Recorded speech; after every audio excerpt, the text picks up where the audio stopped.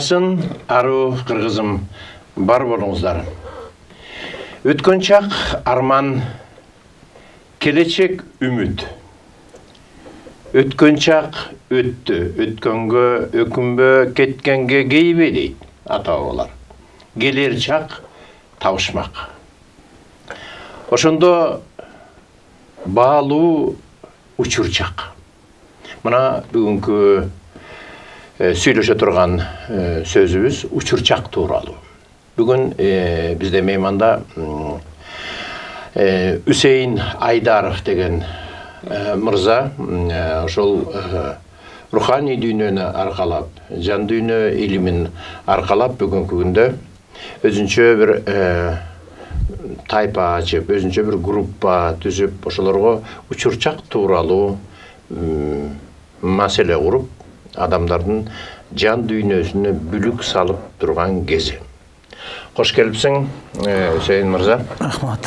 Мына бүгүнкү күндө учурчак десе эле эмне маанилүү дегенде эле бүгүнкү чегара маанилүү дейбиз. Ооба. Саясат, кумтөр деги эле ошонун баары учурчак өтө маанилүү дейбиз. Аны биз жерей албайбыз, жок дей албайбыз. Бирок андан дагы өзгөчө учурчакка маанилүү сиздин оюңузча кандай, эмне бар бүгүнкү күндө? Саламатсызбы агай. Ооба, бүгүнкү учурчакка биринчиден учурдун өзү маанилүү.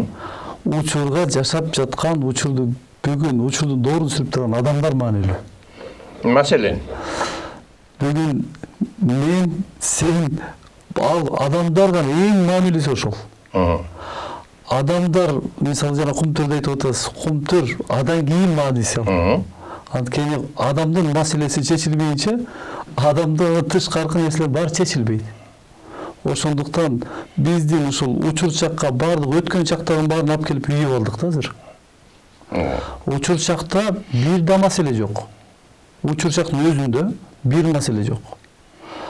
Адам эгерде бүгүн эртең менен тургандан баштап эле мен бар экенмин дегенден баштагандан баштап бул жаңылануу эмес, бул мурда болуп эле адамдын өзүнүн мурдагы бейни жашоосуна эле киргизет. Мурдатан, байыртадан адамдар ушундай жашачу. Адам бейнеси, өзүнүн бейнеси бул денеде жашап атат. Ошондуктан учурчакка өтө карама-каршы болуп атат да. Биз көбүнчө ошол өткөн чак менен жашап калдык. Өткөн чак менен жашап калдык. Өткөн чак. Баягыда мындай эле. Илгери мындай болчу. Илгери балдар ыймандуу болчу, заман башка болчу. Эмнегедир эле ошол өткөн чак өткөн өзүнүн жиби менен байлап алып артка тартып атат да. Ошол бизди алдыга жылдырбай эле кандайдыр бир салмагы менен ошол жакта бир якорь сыяктуу эле тартып аткан сыңары. Учурчактагы маселелердин баардыгы, өткөн чактагы маселелердин баардыгы учурчактагы учурду кой бергениңден болуп атат. Кой бергенден кийин. Кой бергенде учурчакта ошол учурда карабай койгон учур чагыңды. Ал үйлө берген өткөн чакка өттү. Ошол кайра маселе учурчакка келип атат сага. Маселе. Эми азыр биз учурчактын бир мындай көзүрмө менен өткөзсөк, ал маселе ошол боюнча алып кетпейт. Ошол маселени сен ошол учурунда чечишиң керек эле. Мына ошол нерсени айткандан кийин азыркы мурдагы айткандарың өткөн чак болуп калып атпайбы? Өткөн чак болуп калды. Болду, анын кереги жок. Кереги жок уже. Ошондо биз кандай мамиле кылышыбыз керек келер чакка? Келер чакка биз только учурчак менен киребиз. Келер чак Итаканы көрбөйбүз биз. Бирок учурчакты көрүп турабыз. Учурчакты кандай көрсөң, келер чак ошого жараса болот. Келер чакта биз кандайдыр бир пландар түзүү барбы? Адашуу бол. Ал түп табырдан адашуу. Маселен, ошону айтайын. Эртең меники мындай болот десең, учурунда ал нерсе совсем башкача болот. Ошондуктан сен эртеңки күндү эмес, бүгүнкү күндү туура жаша. Бүгүнкү күнүңдү, учуруңду туура жаша. Бүгүнкү күндү жашаш керек. Ошонун уландысы бүгүнкү күндү кандай туура жашасаң, эртең уландысы ошондой уланып кетет деген нерсе бар да. Туурабы? Муну биз түшүнбөй эле бүгүнкү күндө мен дайыма айтам, адам эки эле нерсе менен жашап келет экен. Көпчүлүк адамдарчы өткөн чак. Арман баягы күнү жардам берип койбой, кап баягы күнү минтип койбой, тигинтип койбой, арман өткөн чак, анан келер чак эртең жакшы болот. Бүрсү күнү жакшы болот. Эртең келгенде жардам берип коем. Эртең келечек үмүт. Ошону менен катар биз учурчакты унутуп калып, азыркы жашап аткан анан эртең кайрылып арман кыла берет экенбиз да. Жаныңа келген адамга жылуу сөз айтылбай учурчакта. Жаныңа келген адамга колуңан келген жардамыңды бере албай, учурчакты эртең жардам берем деп атып, кайра эле өмүр бою адамдардын дээрлик көпчүлүгү келечек менен анан өткөн чак менен жашап атат. Туура айтасыз агай. Учурчакта мисалы жардам бере албай жатканы, ошентип туура жакшы сөз айта албай атканда бир себеби бар. Анткени учурчакта өзүң учурда болбосоң кимге айтасың? Өзүң учурда болбосоң, өзүң кайра өткөн, мына адамдын оюнда ой адам эмес, адамдын ою эки нерсени кылат экен да. Бирөө өткөн чак алып кетет, бирөө келечекти алып турат. Ошол ой эле. Мен өткөндө мындай болгон, бул опыттуу болду. Эми келечекте мен аны кылбайм деп жашайт. А учурунда, учур чакта мына мен азыр жашап атам. Ушуну кабылдап турачы, бүгүн жанагы бир бомж баладан ушундай бир уктум да, бир жанына барып сүйлөшүп ушул кандай жашап атат ушуну бир көрөйүнчү десем, бүгүн ушул мага ушул наам бергени үчүн рахмат деп учур чагын сүйлөйт экен. Эртесин билбейм дейт. Кечээ эмне болуп кеткен вообще эстегим да келбейт дейт ал. Карачы учур чактын күчтүүсүн. Ошол учур чак үчүн алып жүрө. Ал ойлонбойт, кечээ күнү ал жаман болду да биз билип турабыз жаман болду. А биз ушул жаманды дагы мындай адамда кичине слой өйдөрөөк адамдар аны памятке акылга салып койду. Акылдын иши бул. Бизди жанагы эстелик деген сөз. Эмне эстелик деген? Мына эстелик курганда эстелик болот го? Катып. Ошо катып калды биздин акылда. Анан кийин мен кечээ ушундай жасам, бул опыт болду. Келечекте ошол опытту колдонуп атат. Ортосундагы эң маанилүү учурчак калып атат. А учурчакка кирбегенден кийин ал сенин жаныңда ата энең турабы, бир туугандарың турабы? Сен аларга кире албайсың учурчагыңда. Сен кечеги опыттар менен, келечекте опыттар менен гана сүйлөшөсүң. Адамдар учурчакка кириш үчүн кандай механизмдери бар, кандай жолдору бар деген суроо. Эң башкы азыркы учурда эң башкы адам затынын түйшөлткөнү ушул болуп калды да. Мен киммин, кайка баратам, эмне болуп баратам деп. Бул кылымдар бою түйшөлтүп келген адам заты. Келе берет экен. Мен дагы ушул руханий дүйнөдөгү изденүүмдө 15 жыл мен дагы ушул мына мусулманчылыкты мен аябай туура түшүнөм. Мусулманда өзүм мусулманчылыкта да болдум. Жанагы машаякчылар деп коет. Арада да катыштым. Алардын дагы чындыгын көрдүм, бияктыкын да көрдүм дегендей. Бирок мен өзүмдү таба албадым. Мага айтышты сырттан келип аткан, бирок ичимдеги нерсе мен мындай ал нерсе менен шайкеш келген жок. Канааттанган жокмун. Мен все равно мен башкача болуп сезе бердим. Мен все равно бир башкача мындай. Билип атам, бул деле туура экен, мындай жакшы нерселер көрөт атат. Өзүм эле өзгөчө экенмин деп сезип аттым. Өзгөчө эмес. Кыйын экен, башкача экенмин. Кыйын болбосоң да наоборот оңой болуш керек болуп атат. Мен кыйын болуп кетип атпаймын сен. Ооба, бул жол өтө жеңил, өтө татаал. Жеңилдиги адамды алыс барбай эле адамдын өзүнөн издөө, эч жакка барбайсың, сыртка барбайсың, жогору жакка. Адамдын мына бул жеринде кичинекей эмелерин бар, Кудайдын бүркүмү бар дейт. Жан сагынан пүү дегенде Кудайдын бүркүмү ушул жерге отурат дейт, жан болупчу. Анан ошол буга чейин да болуп келген, бизди денебиз калганда да бул боло турган жан деп коебуз, рух дейбиз, рух. Рух. Мына ошол салынгандан баштап адам өзүнө ошол Кудайдын жаны. Мына ошол нерсе акылыбыздан сырткары алам менен байланышып турган нерсе сыңары да. Мына ошол нерсени, ошол Кудайдын бүркүмүн өстүрүү, кеңейтүү. Эмне дейбиз? Кудай көп курду, мээримдүү, кечиримдүү, боорукер, тиги буу деп асыл сапаттарын баарын айтабыз да, А бирок ошол асыл сапаттардын баары бар. Ошону өстүрүү бирден бир адамдагы бир милдет сыяктуу. Адам жаралгандан кийин ошо Кудайдын ошол сапаттарын, кичинекей Кудайдын, мына бул жерде кичинекей Кудай кайда дегенде мен дайыма айтам, Кудай мен өзүмдө депчи. Кудай менде өзүмдө. Аны башка жактан издебей эле дегендейчи. Ар кимдин Кудайы өзүндө болуш керек да. Мына ошол нерселерди изилдөө боюнча Кандай дедиң анда механизмдери? Мен бир мына баамда жанагы биз айтып аткан жараткан дейбизби, Кудай дейбизби, жашоо дейбизби, бир гана учурчактан таптым мен. И то аны мен тапкан жок, мен өзүмдү ошол жерден таптым.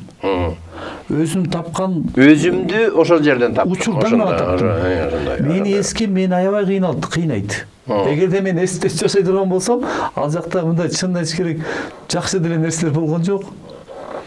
Жакшы нерселер болсо деле экөө бир аябай уруш талашты ал жакта. Суроолор көп. Келечегине көрө албайт экем.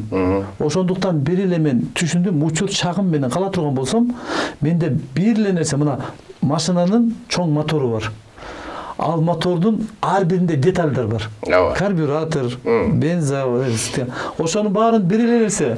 Бул байланыш эле турат да бири. Анан чогуу мотор деп айтылат. Эгерде мен адам болуп туруп, ушундай Кудайды мен кантип только учурчак менен мен байланышканда гана, анткени жаратылыш өзү жаратуучу, жаратылыш менен бир гана учурчакта байланышат экен. Башка сени кечегиң менен жашабайт ал. Ушул жерде суроо, ал жараткандын өзүнүн чоң программасы, адамзаттын тагдыры, алдыга жазылып калган, келечекте жазып койгон тууралуу кандай дейсиң? Учурчакта бир да жазуу жок. Бир да программа жок. Жараткан келечекте де жазып койгон да? Жок. Келечекте анда жазылса, сага жазылган эмес да. Ошондон анда жазылган, анда жазылган. Анда сен учурчакка киргенде гана, аны менен байланышка болгондо гана сен түшүнөсүң. Ага чейин келечекте бар экенин айтып жүрө берген эмеспиз эле. Ой, мандайга жазылып калыптыр деп. Жок, ама андан сырткары бул маселе Нострадамус.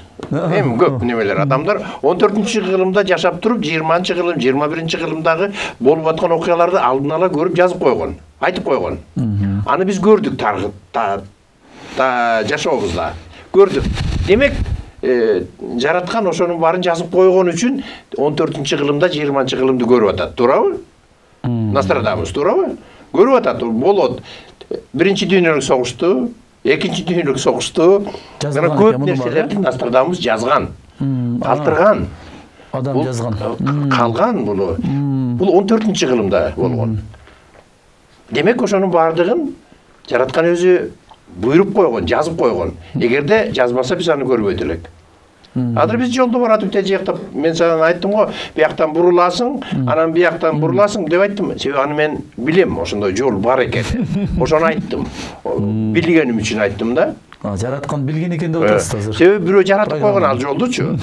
Ошон үчүн айтып атам. Ошо келечекти да көрө билген деген нерсени айтып атам. Келечекти да жазып койгон, кийлигишип койгон дегендей. Бирок жараткандын өзү өткөн чак, учурчак, келечек деген жок өзүндө. Ада чексиздик. Ал биз үчүн гана учурчакты жаратты. Анын туура. Ошондуктан биз ага киргенде биз чексиздик эле болуп калппайбы? Биз анда полный сен бир бүтүн болуп калып атасың. Сен мурда сүйүп жүргөн болсоң, сүйүү эмес, сен өзүң сүйүү боло баштадың. Мурда мисалы кичине адам боло турган болсоң, уже аны менен чогуу жаратмандык кыла баштадың. Ошондуктан бир нерсе бар экен, бир мындай бир эме болуптур да. Азыр мен бир окуяны азыр эсиме келип кетти, ушул сиз айткан жанагы программалар жөнүндө. Бир жанагы Японияда бир эме болгон экен. Алардын сыйынуучу жайы. Ошол жерде адамдар бири-бирине өтө каршы болгон экен. Анан баягы биздики туура, тигиники туура деп жүрүп, анан бир мастер айтат экен, ошол жердин окутуучусу, тигинге жолукканда эч убакта сүйлөшпөсүн. Анткени алар биз менен сүйлөшпөйт. Биз аларга каршы, алар бизге каршы деп. Анан баягы бала негедир үчүнө мен неге сүйлөшпөйм, бир сүйлөшүп көрөйүнчү деп келаткан тигилердин баласына жолугуп айтат. Сен ким болосуң деп таанышса эле, аябай жакшы адам экен. Мен мастерим неге ушундай калп айтты мага, мен өзүм сүйлөшүп көрсөм аябай жакшы экен бул деп кайра келип айтат. Чынын айтам, мен сиз айттыңыз эле сүйлөшпө деп, мен сүйлөшүп койдум десе, жок, сен сүйлөшпөшүң керек болчу, эми ушунча сүйлөшкөндөн кийин эми муногу бир маселени айт. Булар ошол маселеден коркот дейт да. Анткени ошол маселени булар постоянно алып жүрөт деп, баягы бала дагы эртесин ошол жерден жолугуп баратса, ошол бир өтүк кийип жүрөт экен, бул өтүктү булар кийбеш керек болчу десе, баягы бала ошол өтүктү кийбей келет. Анан тиге жолуккандан кийин ошол өтүктү көрбөгөн соң ал баягы эле сөз башталат да. Кандайсың, ден соолук жакшыбы, ушинтип эле башталат. Кайра келет анан тиги мастерине айтат: "Эмне болду? Айттымбы мен айтканды?" "Сиз айткандай болгон жок, ал өтүк кийген жок." Десе ошол жерден анан мастер ошол жерден анан ачылат анан. Таң. Мен бүгүн программа кылып алсам, бияктагы программа иштебей турбайбы? Учурда ошол программа жок. Ал кандай кылса, ал кандай ойлосо, адам ойлоду. Бирок учурда ал программа жок.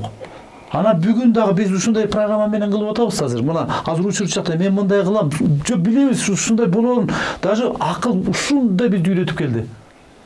А бирок учур мындай өзү эле картина тартып турат экен. Негизи учур чакта биздин ата бабалар абдан жакшы эле баалаптыр. Себеби кыргыздын өзүнүн бир макалы бар да. Эртеңки куйруктан бүгүнкү өпкө деген. Бул эң туура. Өтө терең. Кыргыздын негизи макалларынын баары өзүнчө бир чоң дүйнө таанымда, чоң дүйнө тааным. Ага да карылып келербиз.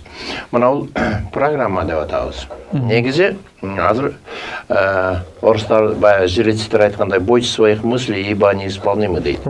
Мына ушул ой, максат, анан ой аркылуу программа кылуу, келечекте программа. Биз келечекти көрө албайбыз. Билбейбиз кандай болуп кетерин. Эртең эмне болуп кетерин билбейбиз. Эртеңки табышмак. Бирок ошол табышмакты жасап алуу адамдын өзүндө бар. Ал программалаштыруу. Программалаштыруу неме?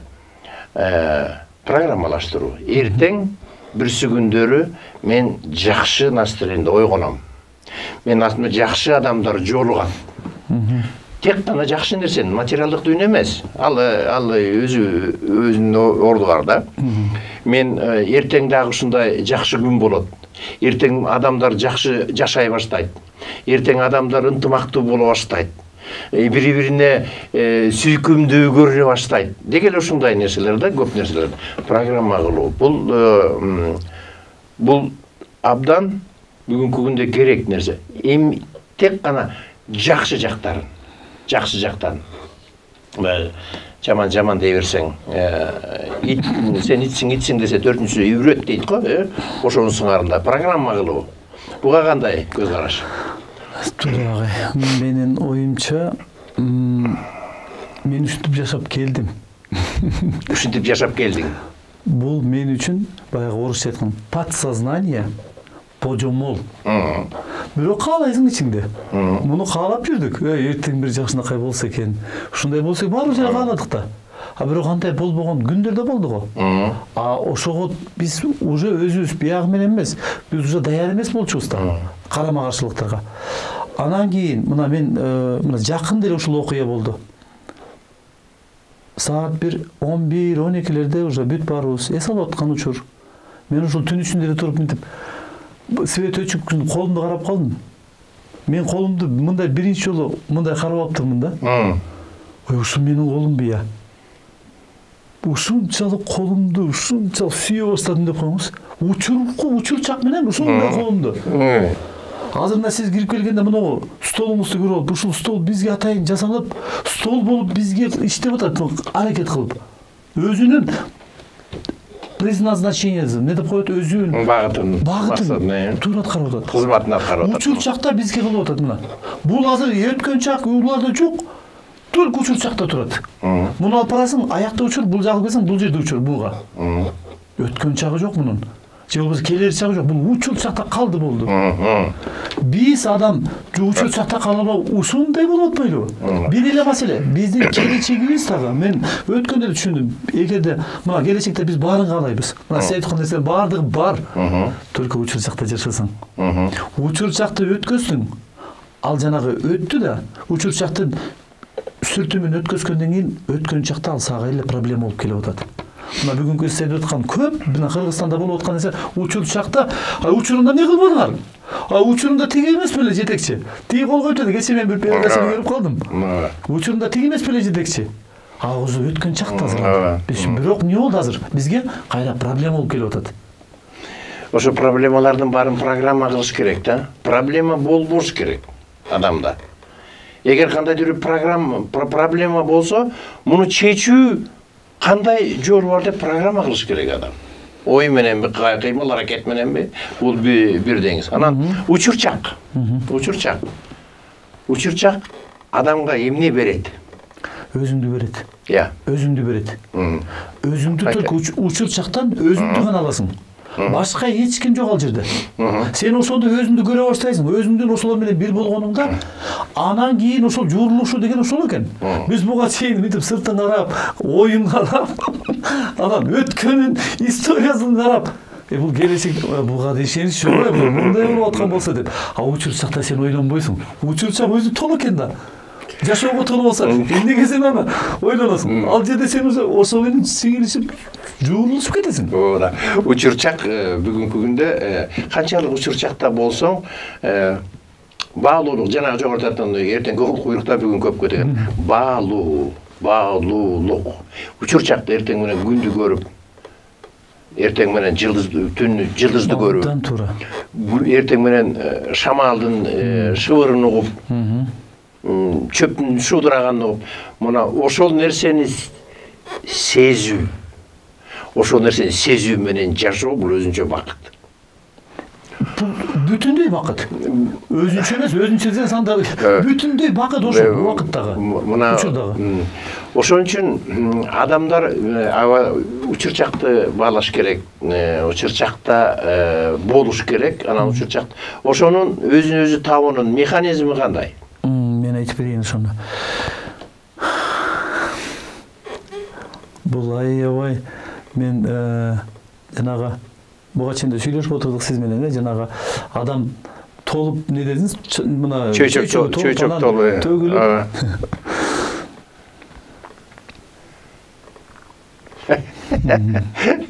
Учурчактагы адамдын ушул өзүн табы мен жашоо спонтанно деген не деген кыргызчасы? Кокусунан деген жөнөкөйрөөк айтканда кокусунан десе, мен кокусунан болуп калган деп айтпайын. Мындай сюрприз экен да. Жашоонун бир сюрпризи деп койдум мен. Мен өзүмдөн өзүм ушинтип мен ойлоп жүрчүмүн, какой-то бир деңгээл бар, анан адам дагы өйдө бар эми. Баягы бизди окутуп жүргөндөр бар, булар койчулар, булар болсо биздин имамдар деп ойлойсуң. Бирок бул жерде жашоонун өзүнүн иши болду да менде. Спонтанно, сюрпризно, просто ошол күнү мен колумду тутуп, ошол күнү колумду бир башкача карап баштадым. Мындай айтайын, ооба. Кээ биринө бул спонтанно кокусунан пайда болуу, бул кандай өзүнөн өзү пайда болбойт. Бул нерсе ошол өткөн жашоодогу тажрыйба, өткөн жашоодогу суроолор, өткөн жашоодогу кыйналуулар, мүчүлүштөр, ошолордун баардыгынын анан кийин баягы бышканда гүл мынтип пункт деп ачылгандай эле нерсе да. Бул кокусунан деген ошол жана ачылган эле кокустук.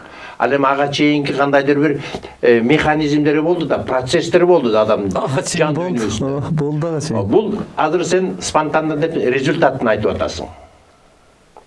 Мага келгенин. Жыйынтыгын. Ага чейин кандай иштер болуш керек?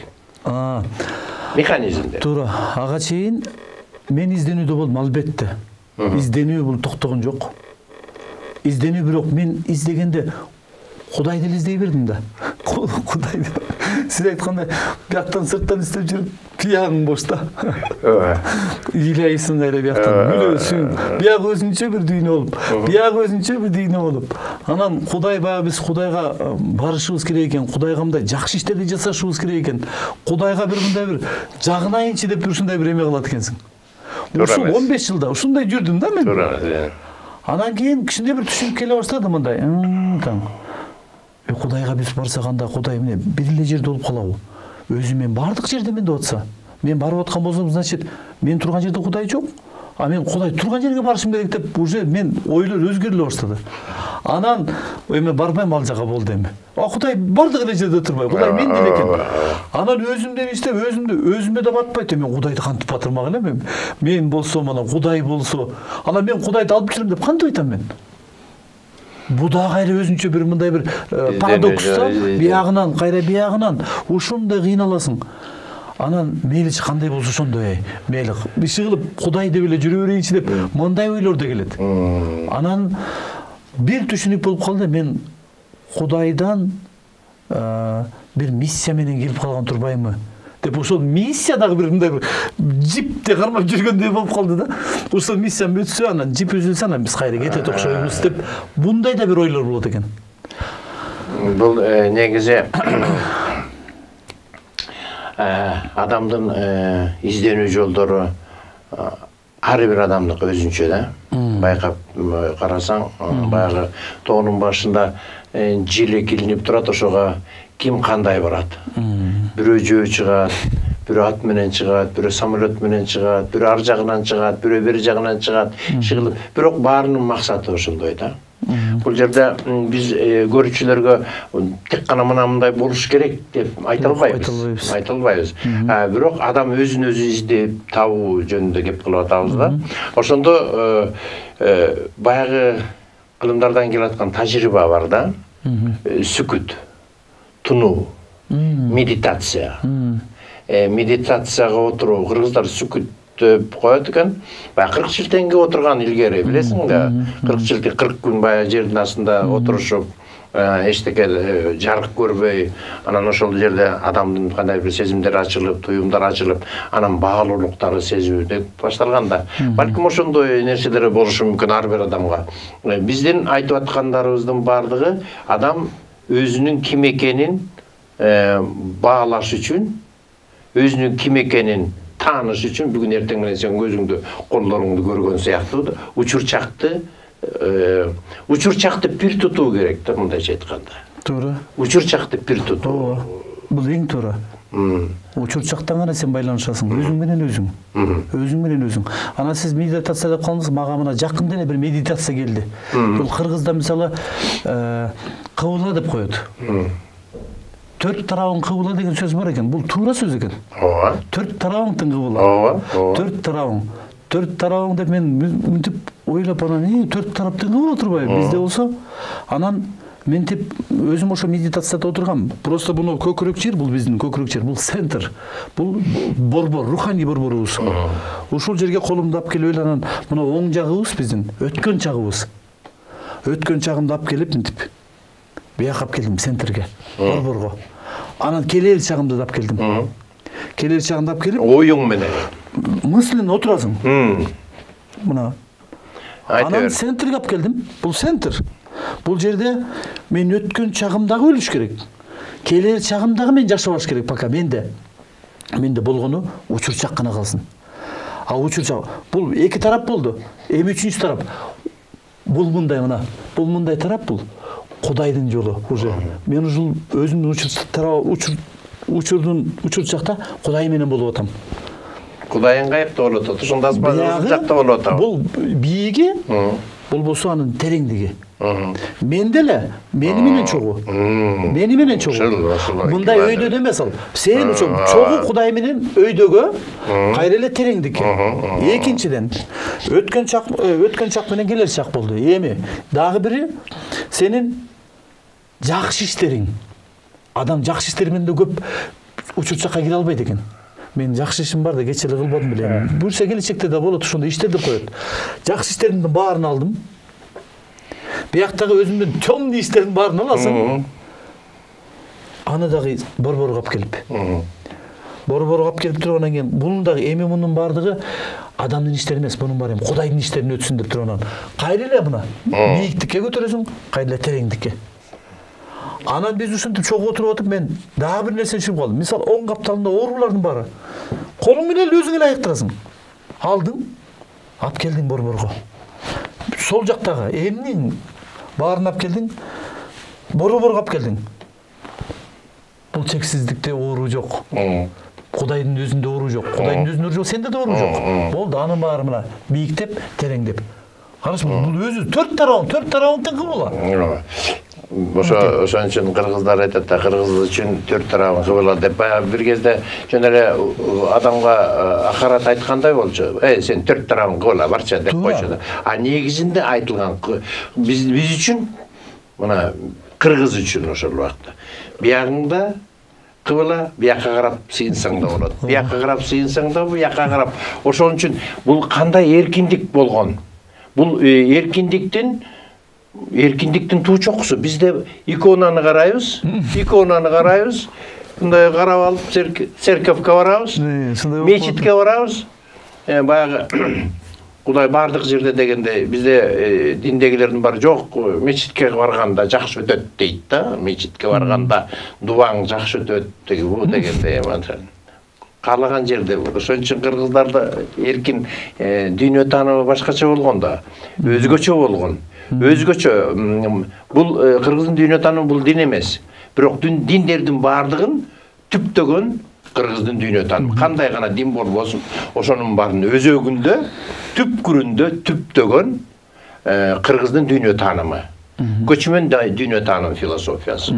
Ошол киргенде, анан башка элдер ошону тек гана системага салган. Ошону мындай болуш керек, анан мындай болсо деп, анан көпчүлүгү рамкага салып койгон. Көпчүлүк рамкага салып койгондон как догма болуп калган да, булардын бардык нерсе өз жолунда да. Аны мындай рамкага салууга болбойт. Мындай болуш керек, мындай болбош керек деген ал өзү туура эмес. Ал эркин болуш керек, ал деген дем алыш керек, өсөт, чоңойот, жаңыланат. Мына ушундай кыргыздын дүйнө таанымы ошондой эркин, эркин, жараткан менен шайкеш жашаган, учур чакта жашаган кыргыздын өзүнө. Ошондуктан бу айткандай бардыгын жыйыштырып, чогултуп, учур чакта ушул жерде бир нерсени айтып атасың. Адамдын өзүнүн духу, руху баарын башкарат, баарын оңдойт деген нерсе бар. Мындайча айтканда бир нерсе бар. Человек — это неотъемлемая клетка Бога деген бар да. Ошондо Кудай жана Кудайдын бүркүмү деп атабыз. Ошондо Кудай кайда болуп калат? Мен ушуну мындай деп түшүндүм. Кудайдын бир ижиде айтты, биз эми часть Богабыз дейт да. Биз бир бөлүкчөсүбүз. Сен эгерде бөлүнүп жүрсөң, бөлүкчөсүсүң. Бөлүнүп жүрсөң. А сен бир болсоң, бүтүн эле алсың. Бирде эч кандай, жана азыр сенин клеткаларың, денедеги клеткаларыңды ал жаратты, туура денеңди. А бирок сен ичиңде, сен ал менен эле чогусуң да. Ал менен бирсиң. Байланыш ошондой болгондо сен түшүнөсүң. Мына бир жанагы баланын бир бай кишинин бир эки баласы болуп, анан билесизби баягы ата менин баягы энчимди бер мага. Мен өзүмчө бир оокат кылайын деп атасынан кетет. Атасынан кетип баягы бүт эмесин энчисин алып жоготот.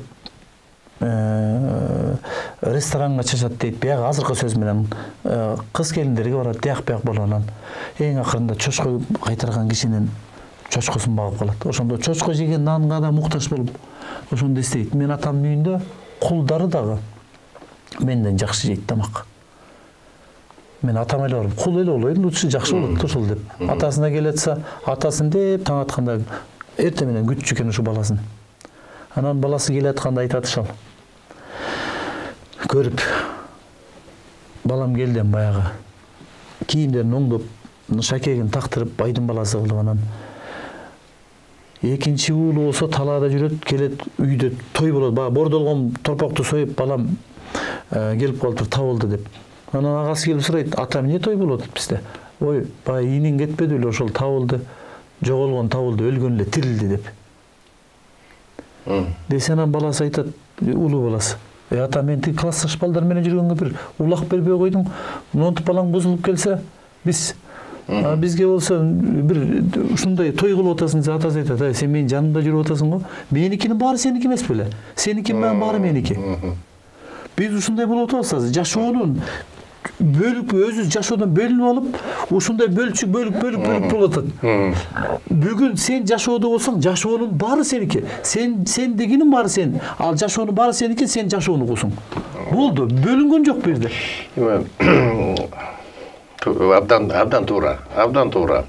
Анан Bizde çocuk da mesela Kuday mende deyim de. Kuday mende.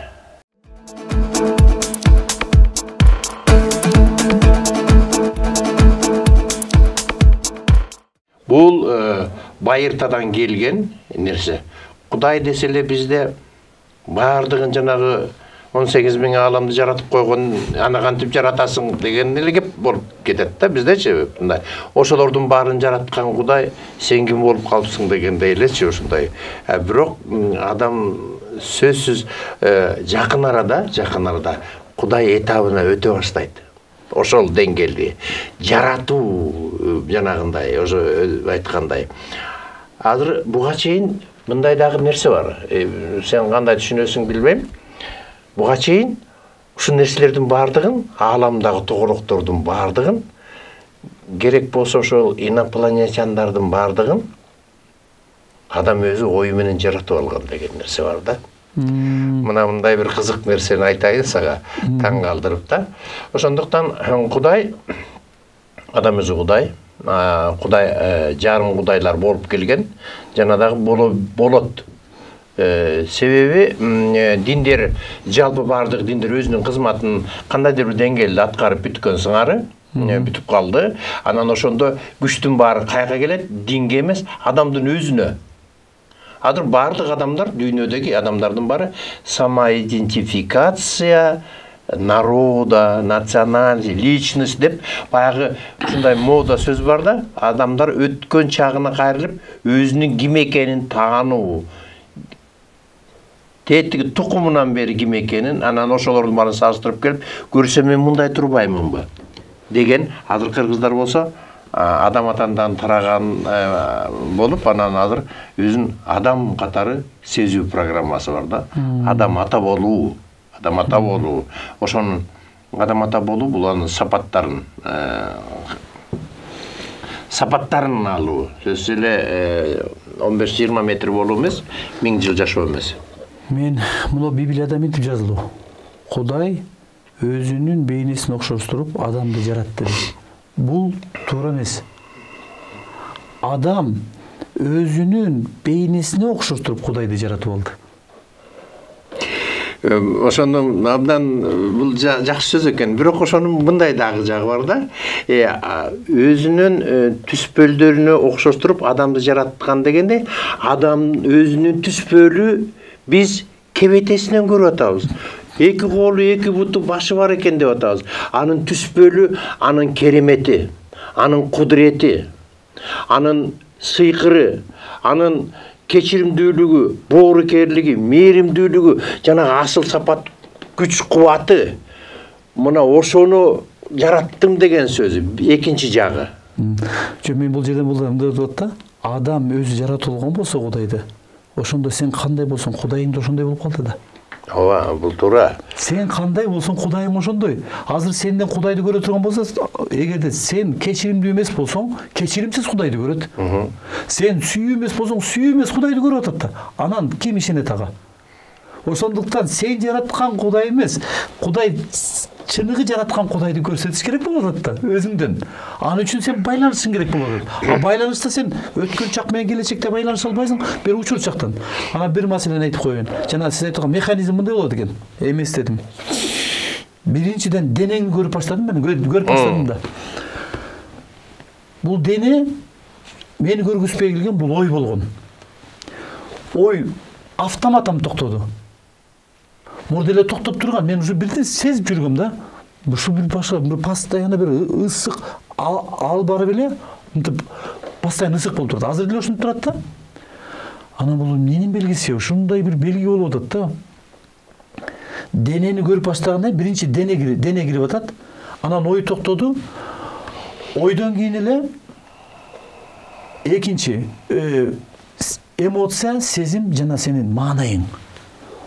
Ушул төрт нерсе бир колго өтөт экен. Эгерде сен денең менен эле булар деген көзгө көрүнбөгөн нерседе жашап атпайбы Кудай? Көзгө ушул маанай, мен эмоцияны чыгармай албачымын. Маанай десе мен эртең менен кофеден кийин маанай башталчу да. Азыр кофеге чейин эле кофе дейсиң да. Бул нерсенин баары ошонун колунда өткөнүн билдим мен. 3 измеренияда. Эми 4-чү жанагы баскычта болот, 4-чү баскыч жана эме денеден кийин сознанияны айтып атам. Сознанияның кыргызчасын көп биз жана группада талкуу жүргүздүк. Сознанияны мен азыр кыргызчасын мындай деп ойлойм. Сенин учурдагы сенин отражение кандай болот кыргызчасы? Чагылган. Учурдагы сенин чагылганың эле бул сенин сознанияң. Анткени азыр уже научно доказано. Даже адам өлтүргөн жокмун деп айтып атпайбы? Чын эле кандарын текшерсе, они спали акасы. Чын эле уктап атыптыр. Бул айтып атпайбы? Мен билген жокмун, мен өлтүргөн жокмун, мен билген жокмун өлтүргөнүмдү. Бул туура, потому что без сознания болуп атат. Адам уктап жүрүп жашап атат. А сознание бул ойготуу, пробуждение. Денеңден көрүп атасың биринчи сознание, денең кирип атат. Эмоция, сезимдериң, маанайың баары бир колго өттү. Анан 4-чү бул уже Кудайдан келген сага белек. Эмне бул белек? Бул блаженство орусчасы эмне? Кыргызчасы. Рахат. Рахат, мына рахат жашоо. Сен орус мектепти бүттүң бе? Мен орусча окудум да. Ошондой. Ошон үчүн рахаттуу жашоону учурдан таап атпайсыңбы? Учурдан эле. Сен башка кечеги күн уже болду, кечеги күн өлдү ал. Эртең белгисиз. Только мына азыр көрүп турган камералардын бизди карап алып, бизди тартып атат. Мына сиз карачы, ушул жашоонун бир өзүнүн кереметин бир жака чыгарып атасыз. Бул жашоонун гана иши. Анан эгерде ал өзү эле билинет да, сен өзүң кылып аткан өзүң ичиңден чыгып атат сен. А сен ар жактан келип аткан сен деле билесиң. Сен бул жерде сен жок болуп кетесиң дагы, сенден уже сен жөн эле бир өткөрүүчү болуп каласың. Өткөрүүчү. Анан мен мынтип эле калдым. Күбөлүк деген сөздү мен түшүнбөчүмүн. Свидетель. Сен күбөлүк, свидетель. Эми сен аткаруучу да эмес, сен жөн эле күбө катары. Жашоонун күбөсү болуп эле бул алдыңа картина түшүп калат экен да. Мурда көрбөй жүргөн чөптөрдүн баарына мен өткөндө жаздым. Жаратылышка эс алган орбой, эс алдырган орбойчу мындан кийин. Жаратылыш вибрационно сезип атат. Кандай адам келип атат?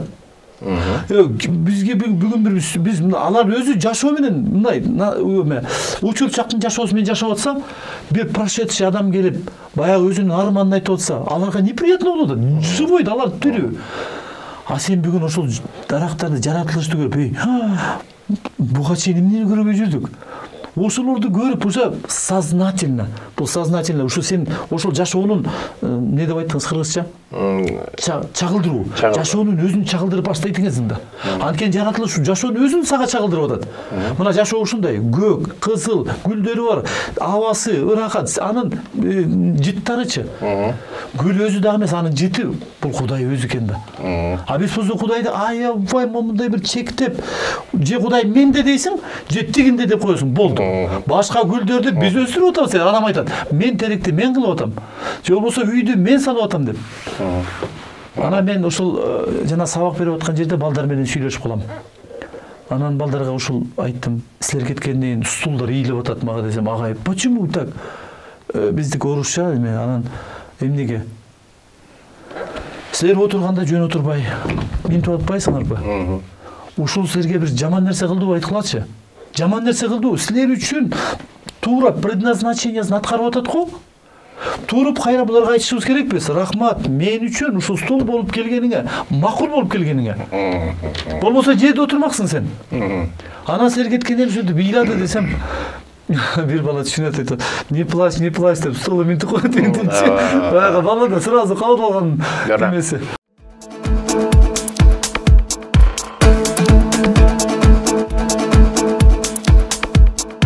Мына ошол балдарга учурчакты үйрөтүү бул өтө чоң маанилүү. Негизи эле балдарга кыргыздын дүйнө таанымын сабак берүү. Эми мунун баары мамлекеттик деңгээлде, бирок ушинтип баштагандарыбыз дагы туура болуп атат деп ойлойм. Биздин убактыбыз ушуну менен аяктап баратат. Үсейин мырза, менимче дагы көп сөздөр сүйлөнүлбөй калды деп ойлойм. Себеби дегенде бул күнүнкүсүн күнүнө учурчак. Эртең дагы учурчак болот. Мындайча айтканда, ушул учур маселесинде учурчакты дагы жандандыруу деген ой болуп атат. Анда бара көрөбүз.